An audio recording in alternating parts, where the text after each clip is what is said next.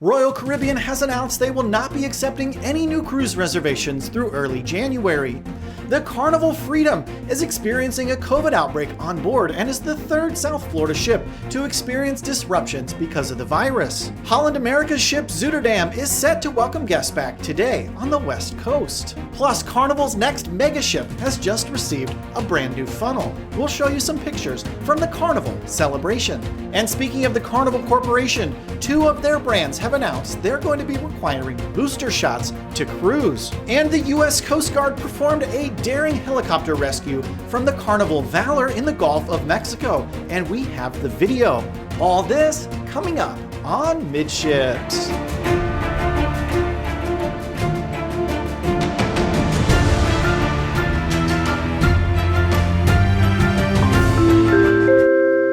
Hey, welcome to the Midships YouTube channel. I'm your Captain Corey, and thank you so much for stopping by again today. And I'd like to wish you a Merry Christmas Eve. That's right, we are one day until Christmas, and I'd like to invite you to take 15 or 20 minutes out of your day tomorrow at 11:45 a.m. Eastern Time to join us right here on YouTube for a Midships Live. We'll go over a little bit of cruise news, we have a giveaway winner to announce, and I would love to interact with all of you in the Midships family. Won't you join us? Now, the big news of the day, of course, is Royal Caribbean stopping all new bookings for cruises between now and early January of next year. And we'll get to that story, so make sure you watch through to the end if you want all the information. But we're going to start with some restart news coming out of San Diego. By cruiseindustrynews.com, Holland America's Zuiderdam welcomes guests back in San Diego. The Zuiderdam is re-entering service for Holland America Line today on the West Coast.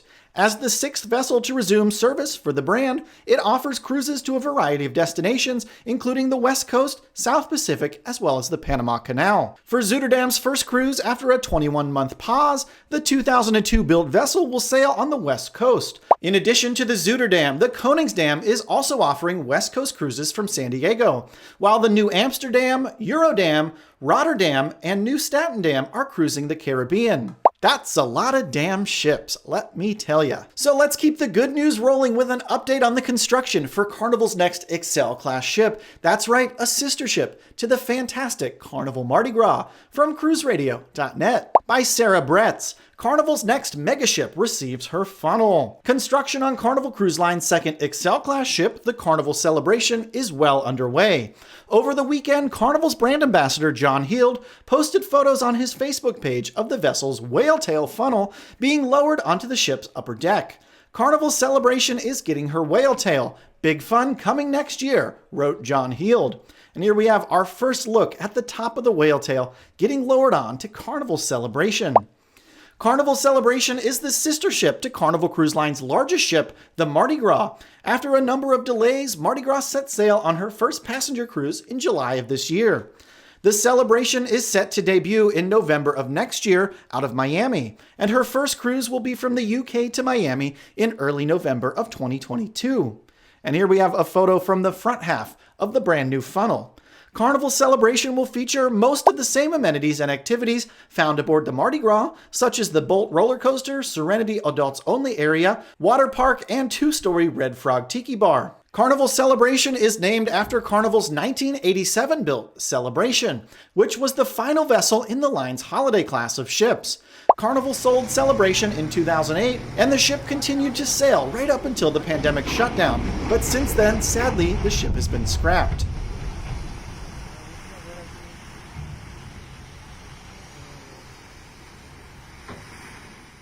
A third XL-class vessel is set to debut in 2023. Carnival Jubilee has been named after the 1986-built Jubilee, which sailed with Carnival up until 2004. And if you'd like to check out more photos of Carnival Celebration's construction progress, this article, along with all the articles referenced in today's episode, are linked in the description below. Ho ho, hold up there. I want to stop and remind you that Midships has an Instagram account. It's just Midships Cruise. There's also a link to it in the description below this video. While you're down there, why don't you take a look at some of the Amazon affiliate links for some fantastic cruise swag that I recommend you take with you on your next cruise. And the best part is, even clicking the links does help give back to the Midships channel just a little bit. Thank you so much. Back to the news. Well, here on the Midships channel, I've been telling you for a couple months now that booster shots are coming to cruising, and now Carnival Cruise Line is doing that with a couple of their brands. Let's learn a little bit more from cruisecritic.com. By Aaron Saunders. Cunard Line and P&O Cruises will require a COVID-19 booster. Cunard and P&O have updated their vaccine policies, becoming the first cruise lines to require passengers to be fully vaccinated against COVID and protected with booster shots as the Omicron variant continues to spread across the globe. Cunard states that all passengers intending to embark on Queen Mary II's January 14th voyage will need to provide proof of vaccination against COVID, along with proof of a third dose booster shot given at least 1 week prior to embarkation. The letter states, in order to travel on your voyage, all guests must be fully vaccinated with a booster vaccine at least 1 week prior to travel.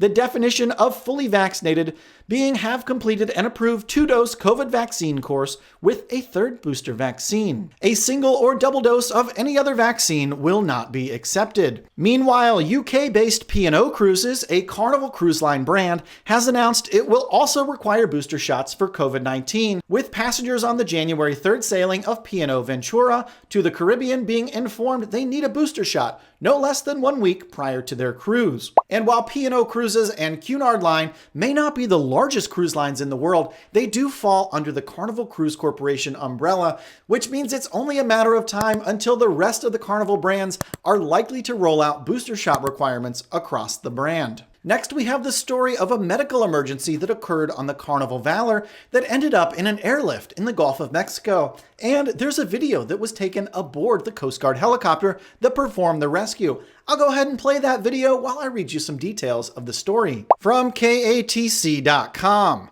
Cruise ship passenger airlifted Wednesday near Southwest Pass. The Coast Guard received a call at approximately 11:23 a.m. stating a man was experiencing stroke-like symptoms aboard the cruise ship Carnival Valor. Coast Guard watchstanders coordinated the launch of a Coast Guard New Orleans Dolphin helicopter crew. Officials say the helicopter arrived at the scene and hoisted the passenger as well as a nurse from the Carnival Valor and transferred them both to University Medical Center in New Orleans. And credit to the U.S. Coast Guard for some fantastic video coverage of this rescue at sea from the Carnival Valor. Now let's get into our big news of the day about the Royal Caribbean bookings pause as well as the Carnival Freedom outbreak that's just occurred. And let's begin with some Royal Caribbean news. From cruiseindustrynews.com, Royal Caribbean will stop new cruise bookings through early January. Royal Caribbean will stop taking new bookings for cruises through early January, noting its fleet has hit a preset capacity limit. Sure they have. And Vicky Freed, the SVP of Sales from Royal Caribbean, said the following. At Royal Caribbean, we have robust, multi-layered protocols that safeguard the well-being of our guests, our crew members, and the communities that we visit to make it the safest vacation possible. These measures include vaccination requirements for guests and crew, face mask policies, pre-cruise testing for everyone, and weekly testing for every crew member, as well as physical distancing and limited capacities. And now sailings departing through early January 2022 will no longer be open to new reservations because they've met the limited capacity Royal Caribbean has set. Changes to existing bookings, such as upgrades or stateroom adjustments, are still able to be accommodated, although they're subject to availability. So what do you think? I'd like to hear your opinion in the comments below this video. Do you think Royal Caribbean really actually hit capacity limits, or are they just trying to maybe cover up for the fact that they're having some problems on many of their ships? I think a total of 16 right now have some COVID problems going on, with notable outbreaks including Odyssey of the Seas, Symphony of the Seas, as well as Jewel of the Seas. All things we've reported on here on the Midships channel. And now let's hit on our thumbnail story for today about a Carnival cruise ship and a third South Florida-based ship to be turned away from ports in the Caribbean. From the Miami Herald, by Devon Setoti and Anna Jean Kaiser. Sorry, Devon, if I butchered your name.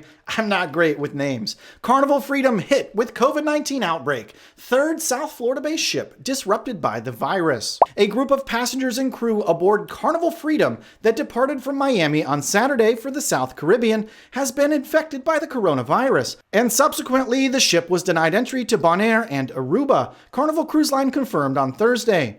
It's the third COVID outbreak in less than a week affecting cruise cruise ships operated by Carnival and Royal Caribbean that have departed from South Florida. The infections come as the Omicron variant, now the dominant strain of coronavirus in America, keeps spreading nationwide amongst even those fully vaccinated. Carnival officials told the Miami Herald that a small number of people infected on board the Freedom have been isolated from other passengers and crew. The ship docked in Curacao on Tuesday but wasn't able to stop at Bonaire or Aruba on Wednesday and Thursday as previously scheduled. Ashley Peterson, a passenger on board the Freedom, was hoping that Bonaire would be the 99th country she's visited when she boarded the ship on Saturday. On Wednesday morning, she and other passengers were informed by the ship's captain about the blocked entry to Bonaire due to COVID cases amongst the people on board.